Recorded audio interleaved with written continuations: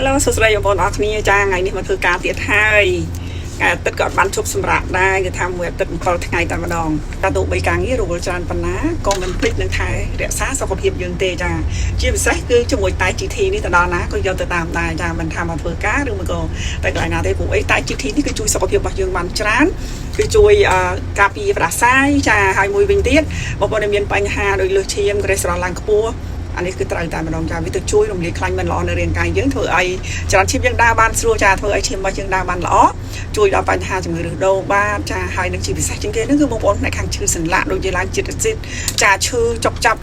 ដូចញ៉ាំដៃញ៉ាំជើងក្បាលជង្គង់អីចឹងណាចាគឺតែ GT នេះអាចជួយបានមួយថ្ងៃញ៉ាំតែ2ដងទេចាគឺពេលព្រឹកម្ដងហើយនឹងពេលល្ងាចមុនពេលបាយមកកូនលាហ្នឹងដាក់ជាមួយទឹកក្តៅទៅរួចជាការស្រេចតែម្ដងចា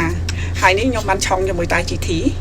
ហើយគេស្រេចផងដែរចាសម្រាប់ញ៉ាំផងដែរហើយរសជាតិវិញគឺថាឈ្ងុយឆ្ងាញ់យ៉ាប់រៀនជាមួយនឹងរមៀតចាមួយនឹងស្លឹកម្រុំហើយនឹងមានសារធាតុផ្សំជាច្រើនមុខទៀតដែលល្អជួយដល់រាងកាយចាអញ្ចឹងបើចង់បានសុខភាពរឹងមាំល្អកុំភ្លេចញ៉ាំជាមួយនឹងតែ GT ញ៉ាំមួយតែ GT ទាំងអស់គ្នារសជាតិក៏ឆ្ងាញ់ក្លិនក៏ឈ្ងុយគុណភាពក៏ល្អជួយដល់សុខភាពរបស់យើងគ្រប់ផ្នែកតែម្ដងទីល្បីមែនតើបាននៅក្នុងការដោះស្រាយបញ្ហាលើជាតិអាស៊ីតលើជាតិខ្លាញ់និងជាតិស្រឡាញ់បាទហើយរសជាតិវាឆ្ងាញ់តោះបងប្អូនឥឡូវមកញ៉ាំតែ GT ជាមួយខ្ញុំបាទទាំងអស់គ្នាបាទជំនាញដំបូងគឺយើងគ្រាន់តែមានទឹកក្តៅមួយកែវមកហើយយើងមាននៅតែ GT នេះបងប្អូនណាបាទយើងមានតែ GT យើងដាក់មួយចុងសាព្រាបាទហើយយើងកូរចាំមកគឺឲ្យក្លិនតែម្ដងបាទគឺក្លិនធម្មជាតិរបស់ខ្មែរយើងគឺមានខ្ញីម្រុំរមៀតនិងផ្លែឈើបាទបុកបន្សំចូលគ្នាជាច្រើនមុខដែលយើងគ្រាន់តែកូរខាច់មកគឺយើងឈ្ងុយហ្មងតែ GT នេះក្លិនឈ្ងុយធម្មជាតិមែនណាឈ្ងុយធម្មជាតិប៉ិតបងហើយនេះបងរសជាតិឆ្ងាញ់